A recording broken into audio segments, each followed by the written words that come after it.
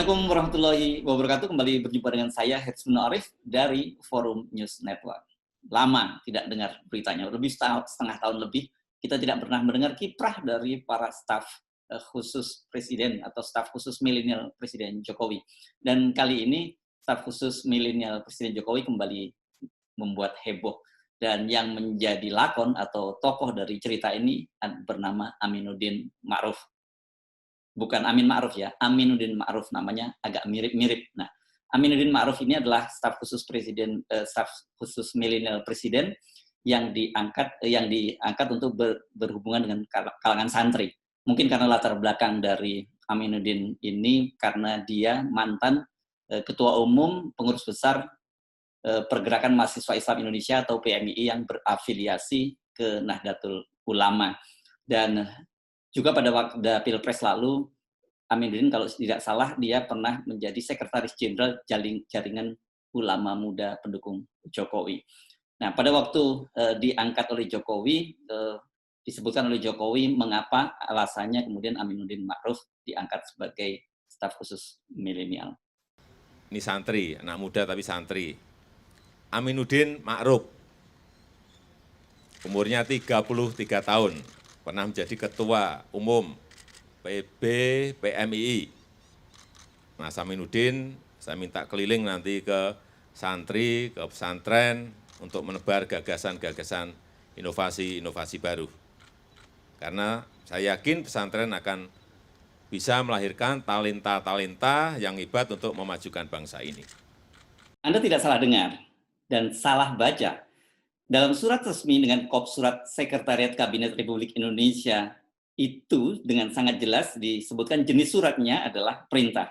Dan judulnya adalah surat perintah dengan nomor sprint 054 garis miring SKP garis hubung AM garis miring 11 garis miring 2020.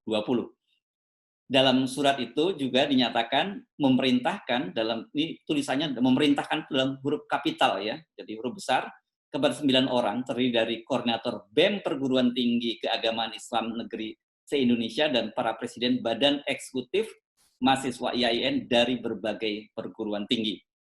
Agendanya adalah penyerahan surat rekomendasi sikap terkait Omnibus Law. Kegiatan sendiri telah berlangsung di Wisma Negara di Komplek Istana Presiden pada hari Jumat lalu tanggal 6 November pada siang hari ya, sekitar pukul 13 waktu Indonesia bagian Barat. Surat undangan ini kemudian beredar di media massa dan juga menyebar secara masif di media sosial gitu. Karena banyak yang melihat ini ada semacam kejanggalan. Setidaknya ada dua pertanyaan. Satu, apakah memang seorang staf khusus presiden punya kewenangan untuk membuat surat perintah kepada pihak eksternal?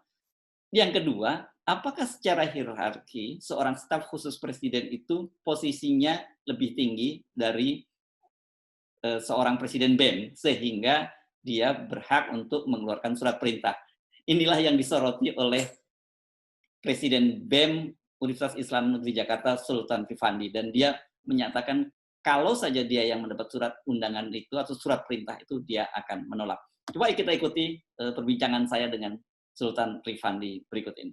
Itu ketika bertemu itu, jadi apakah inisiatif ini datangnya dari teman-teman UIN atau dari staf sus presiden? Jadi saya dapatkan kabar tersebut bahwa itu adalah kabar lanjutan dari desakan kawan-kawan, saya gunakan kata desakan, yang memang meminta atau mendesak lah katakanlah untuk berdebat pada saat Sumpah Pemuda pada 28 Oktober terkait Undang-Undang Omnibus Law atau Undang-Undang Cipta Kerja. Nah, pada akhirnya surat tersebutlah yang menjadi agenda lanjutannya. Begitu Bang Hersus secara teknis. Ya. Nah, dalam pertemuan itu apa yang berlangsung? Apakah mereka menyampaikan rekomendasi dari teman-teman UIN atau apa yang terjadi dalam pertemuan dengan staf sus milenial? Saya nggak paham juga Bang ya, bagaimana kemudian hasilnya, bagaimana kemudian dinamikanya, forumnya, saya tidak mengikuti. Yang jelas saya hanya mendapatkan secara teknis kabarnya bahwa demikian, itu adalah tindakan lanjutan dari sebuah rekomendasi permintaan atau diskusi pada saat Sumpah Pemuda dan keluarlah pada akhirnya wacana tersebut. Tetapi selain hal teknis itu ada hal yang menarik sebetulnya Bang, dari kata diksi memerintahkan itu sih Bang. Nah ya itu dia. Gimana itu? Iya, jadi pertama, saya juga tidak mengharapkan bahwa kita diundang. Sekalipun diundang, kita juga tidak akan datang, sebab memang ini soal keberpihakan. Tapi yang menarik adalah bahwa kita melihat ada fenomena seperti yang dilakukan oleh staf sus sebelumnya ketika menggunakan jabatan staf khusus milenial untuk dalam sebut saja semacam maladministrasi lah, praktek maladministrasi. Mengapa saya bilang seperti itu? Karena kita ingat waktu ada salah satu staf sus yang menggunakan kop Garuda atau kop pemerintah untuk melakukan sebuah kerjasama, ya kan? Yang pada akhirnya itu menghasilkan 2 staf sus milenial yang mengundurkan diri. Jadi sebut saja ada penyalahgunaan kewenangan di sana. Nah hari ini pun kita melihat demikian, bahwa ada satu surat yang bukan mengundang, bukan untuk mendatangkan, tapi memerintahkan sekian mahasiswa, bahkan presiden mahasiswa, gitu kan, untuk datang, saya nggak tahu untuk apa, tapi yang jelas untuk membahas terkait Undang-Undang Cipta Kerja. Artinya ada staf khusus presiden yang memerintahkan presiden. Seharusnya presiden mahasiswa itu di atas Presiden Jokowi kan gitu harusnya. Presiden mahasiswa tapi Anda ya. Kan? Iya. Jadi ada staf presiden yang memerintahkan presiden, kan itu aneh, gitu kan? Oke. Gitu. Jadi diksi memerintahkan ini saya anggap sebagai meludahi marwah dan harkat martabat mahasiswa. Oke. Jadi artinya kalau toh kemudian Anda diundang dengan surat perintah semacam itu, Anda pasti menolak? Saya pasti menolak. Dan memang beberapa kali kita bertemu dalam satu momen, Bang Hersu. Jadi ketika itu saya diundang dalam Pekan Raya Mahasiswa, kalau tidak salah, dalam platform ID Next Leader. Dan saya juga bertemu Bang Budiman dan juga Bang Aminuddin Ma'ruf. Dan kerap kali kita mendebatkan sesuatu atau satu isu. Tapi yang jelas bahwa perdebatan itu kan sehat di kalangan anak muda. Berdiskusi itu wajar. Tetapi kalau sampai menghina bahkan memerintahkan sedemikian rupa yang alurnya pun secara legal kita bisa perdebatkan gitu kan, seperti yang pernah kita ingat dulu ketika ada konflik kepentingan yang ada di tubuh staf sus milenial. Nah, kini terjadi kembali gitu loh.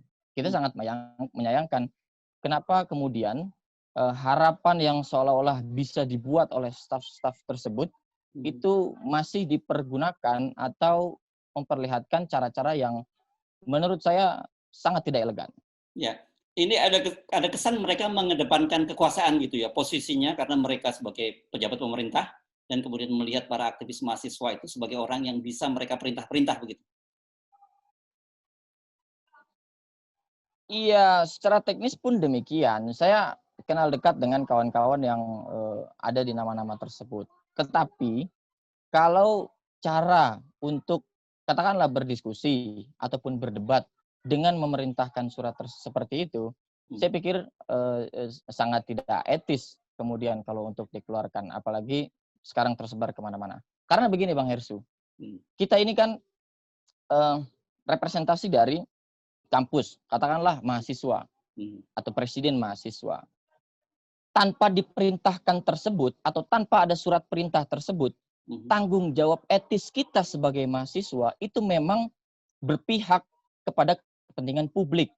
Artinya tanpa ada surat dengan diksi perintah seperti itu, tanggung jawab etis itu sudah melekat untuk memberikan kajian naskah akademik, untuk memberikan masukan, untuk memberikan kritikan, untuk memberikan respon, untuk memberikan kepedulian. Sekarang persoalannya adalah apakah pihak pemerintah membuka kuping selebar-lebarnya atau tutup kuping serapat-rapatnya. Kan itu persoalannya. Nah sekarang kuping yang tertutup rapat kemarin ini mencoba disalurkan melalui pipa kecil dengan merek perintah. Iya, iya. Jadi begitulah Bang Yarso. Baik, oke. Saya kira clear, Sultan Rifani, Presiden BEM Universitas Islam Negeri Sarjito Jakarta. Menarik sekali perbincangan dengan Sultan Rifani, dan dia memang dikenal sebagai ketua BEM yang sangat kritis. Dan dengan begitu kita sekarang bisa menyoroti setidaknya 2 hal lagi dari surat perintah Aminuddin Ma'ruf ini. Yang pertama, begitu, kelihatannya Aminuddin Ma'ruf merasa bahwa posisinya sebagai staf khusus presiden adalah posisi seorang pejabat tinggi negara. Dengan begitu, dia merasa dia berhak memerintahkan BEM. Apakah betul atau salah? Tentu saja ini terpulang pada Anda bagaimana menilainya. Yang kedua, kemudian menjadi pertanyaan, bagaimana mungkin surat semacam itu yang secara administrasi jelas salah, membuat surat perintah kepada eksternal dengan kop surat resmi dari Sekretariat Kabinet Presiden, Sekretaris Kabinet Presiden, kok bisa sampai muncul ke publik? Apakah tidak ada staf di kalangan Sekretariat Kabinet yang mengingatkan? Tentu biasanya yang bagian legal, bagian hukum yang mengingatkan bahwa surat semacam itu salah. Tidak pada tempatnya seorang staf khusus presiden kemudian membuat surat perintah ke eksternal, dan apalagi yang diperintahkan itu adalah BEM atau tokoh-tokoh aktivis mahasiswa dari perguruan tinggi Islam negeri se-Indonesia. Publik wajar curiga bahwa memang ada semacam pembiaran di kalangan Sekretariat Kabinet Presiden. Mengapa? Karena bagaimanapun juga posisi para staf milenial atau staf khusus presiden bidang milenial ini membuat iri para pejabat di lingkungan Sekretariat Kabinet. Mereka banyak sekali yang sudah lama meniti karir dan meniti dari bawah, kemudian bertahun-tahun, dan posisinya tidak naik-naik, itu tidak sampai pada posisi yang lebih tinggi. Sementara anak-anak muda ini, meskipun pendidikannya tinggi, tetapi mereka masih miskin dalam pengalaman birokrasi, langsung mendapat kedudukan yang spesial. Jangan lupa loh, staf khusus presiden ini langsung berhubungan dengan presiden. Jadi dia adalah orang ring 1, ada langsung bisa berhubungan dengan Presiden Jokowi. Karena seperti dikatakan oleh Presiden Jokowi, mereka ini akan menjadi teman diskusinya dari hari ke hari, dan sampai dari bulan ke bulan. Coba kita ikuti penjelasan dari Presiden Jokowi. Ketujuh anak muda ini akan menjadi teman diskusi saya, harian, mingguan, bulanan, memberikan gagasan-gagasan segar yang inovatif, sehingga kita bisa mencari cara-cara baru, cara-cara yang out of the box, yang melompat untuk mengejar kemajuan negara kita. Saya juga minta mereka untuk menjadi jembatan saya dengan anak-anak muda, para santri muda, para diaspora, yang tersebar di berbagai tempat. Dan saya yakin dengan gagasan-gagasan segar, dengan gagasan-gagasan yang kreatif untuk membangun negara ini, kita akan lihat nanti gagasan-gagasan itu apakah bisa diterapkan dalam kepemerintahan. Jadi para staf khusus milenial ini memang orang yang spesial gitu. Mereka ada di ring 1 presiden, mendapat gaji besar, fasilitas-fasilitas yang melekat bersama dengan itu, dan tentu juga yang paling spesial ada privilege politik. Jadi tidak salah kalau ada kecurigaan ini ada semacam pembusukan politik dan membiarkan amal administrasi semacam itu bisa terjadi. Karena ini bukan kasus yang pertama loh, kalau Anda ingat. Sebelumnya, staf milenial presiden, yakni Andi Taufan, juga pernah membuat surat serupa. Dia pada waktu itu membuat surat edaran kepada seluruh camat di Indonesia. Dalam surat yang berkop Sekretariat Kabinet Republik Indonesia itu, Andi Taufan Garuda Putra mengirimkan surat kepada para camat seluruh Indonesia untuk bekerja sama dengan mereka dalam program relawan desa lawan COVID-19. Disebutkan Andi mencantumkan perusahaan miliknya PT Amarta Mikro Fintech untuk turut bekerja sama dalam program penanggulangan COVID yang diinisiasi oleh Kementerian Desa, Pembangunan Daerah Tertinggal dan Transmigrasi. Surat dari Andi Taufan ini mendapat banyak sorotan, salah satunya dari salah seorang anggota Omnibus Law, Alvin Lee, yang menurut dia itu merupakan penyalahgunaan kekuasaan.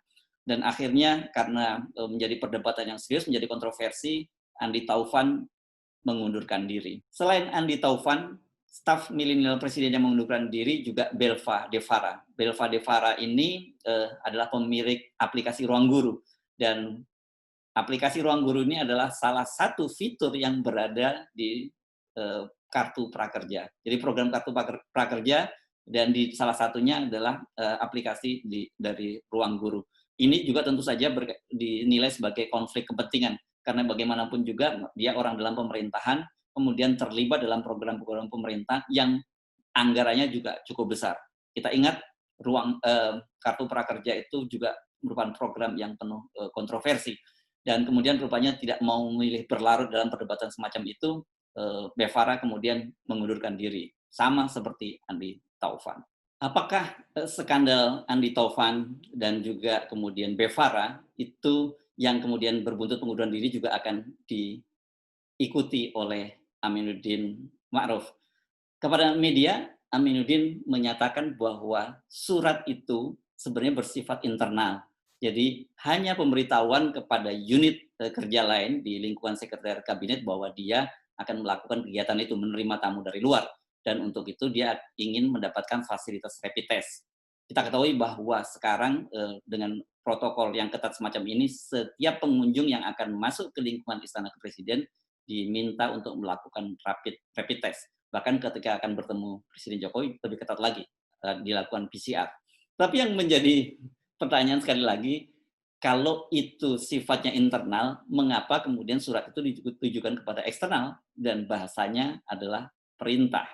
Benarlah kata putri mantan Presiden Abdurrahman Wahid, Yeni Wahid, ketika ribut-ribut soal staf milenial beberapa waktu yang lalu, bahwa para staf khusus Presiden milenial ini perlu bimbingan. Ya, ini tentu saja punya kapasitas untuk bicara soal itu. Selain anak presiden, dia juga pernah tercatat menjadi staf khusus dari Presiden SBY, tapi kemudian dia mengundurkan diri.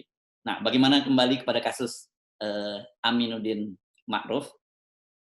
Saya tentu tidak punya kapasitas, apalagi kewenangan untuk memerintahkan atau mengeluarkan surat perintah pada Aminuddin untuk mengundurkan diri.